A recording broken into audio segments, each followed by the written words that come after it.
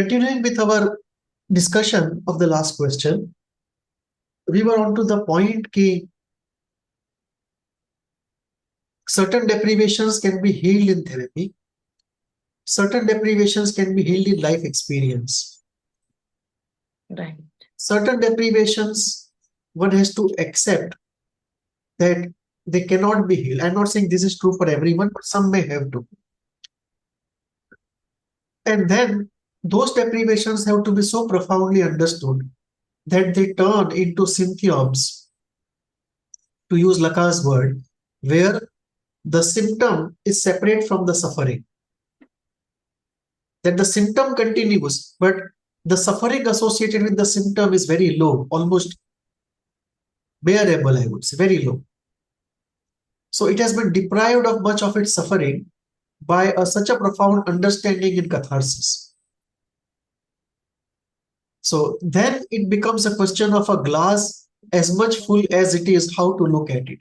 And that then becomes a question of a symptom, a question of reality acceptance, a question of existential and spiritual journey of life.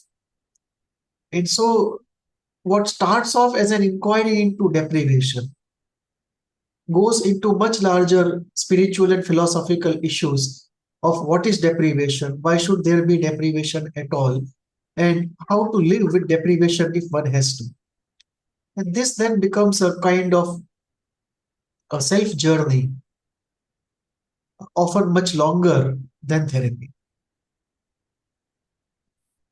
And how would holistic healing deal with this? Variety of ways.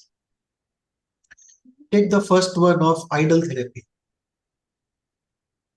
What is experienced as deprivation is experienced in abundance in that relationship with the idol. And that has to do with the psychological aspects, of course. But in certain mystical practices, using certain mantras, even the physical abundance is attempted so that one can experience and get past it. Take the second one of living in an OSHO commune or a Tantra commune, where all that is not experienced or deprived or inhibited or thought of to be a taboo, everything can be experienced and one can pass through it. Take the third one of energy healing, where the crater of deprivation is filled up with certain energies, certain feelings, or the feelings associated with deprivation are released. Take the path of mantra, where there are specific mantras to deal with certain types of psychological issues involving some deprivation. Take the example of naturopathy, which is very strange. And in fact, I could not believe it when I heard for the first time. But I tried it out and I found to be of substance. And it is this. In certain forms of naturopathy, take for example one form called NDS, New Diet System. It's a combination of uncooked food and anemia. And very strangely, contrary to our regular belief, when you do that, you undergo quite some amount of psychological transformation. Let me say transformation, but let me say you experience very different psychological states. Like after undergoing it, let us say 2 or 3 days, you experience peace. You experience sattvic rasa dominating the mind. You overcome all this agitation, restlessness, anxiety.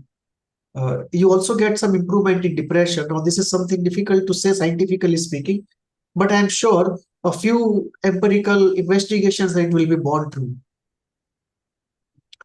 So naturopathy is a very different way of dealing with psychological issues, including deprivation. And the way it works, people say, is because they say the brain is diffused and a lot of neurons are concentrated in the gut area.